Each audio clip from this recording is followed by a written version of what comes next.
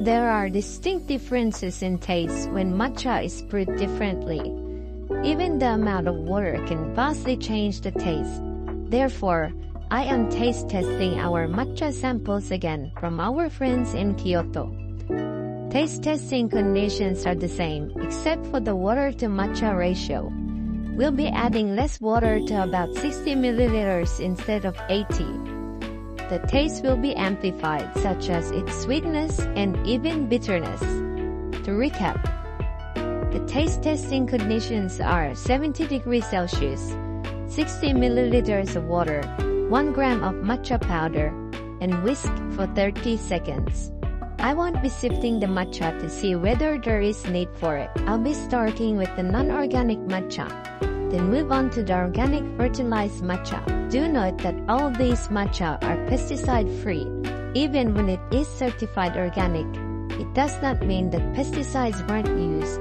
In between matcha taste tests, I will be cleansing my palate by washing my mouth with water and cleaning the chawan to prevent mixing of matcha. Starting with our favorite, the Asahi cultivar. Asahi is a cultivar used to make competition-grade matcha, but this is not competition-grade matcha. Although the bitterness is almost none, it feels like velvet in the mouth. It's full of flavor and very smooth.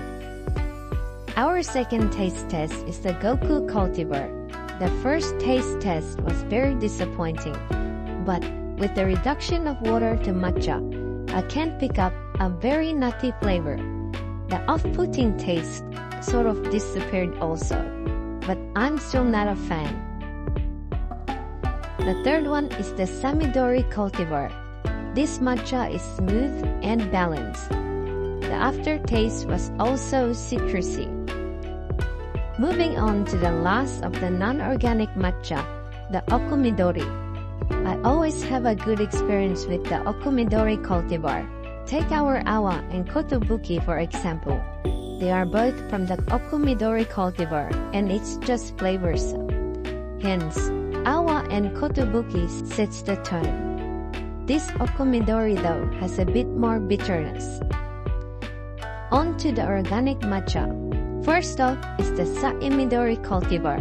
This one is smooth, and I can definitely taste more compared to the first taste test. This Ujimidori is very smooth. Now, this is the Ujimidori cultivar. This has umami flavor, smooth and really rich. Definitely one to think about.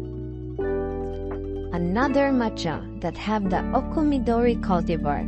The Ujimidori matcha has some vegetal taste, namely edamame, and also it is not as bitter, and it's very smooth. Last but not least, the Ujimidori cultivar. This one really changed my mind when prepared differently.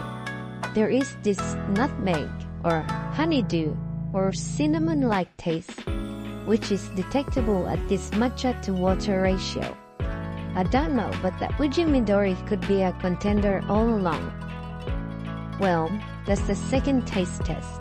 I think we may not be adding the Asahi cultivar and just focus on the Ujimidori, or vice versa.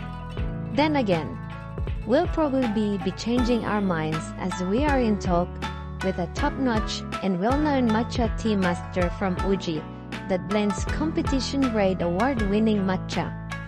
But we are in conundrum already, as we'd like to offer more pesticide-free and organic matcha, and competition-grade matcha are grown authentically, that is, with pesticides and non-organic fertilizers, as it has always been for centuries. In saying that, even non-organic and pesticide matcha in Japan are very safe due to strict guidelines in force. Let's just wait and see. Till next time, Matcha fam.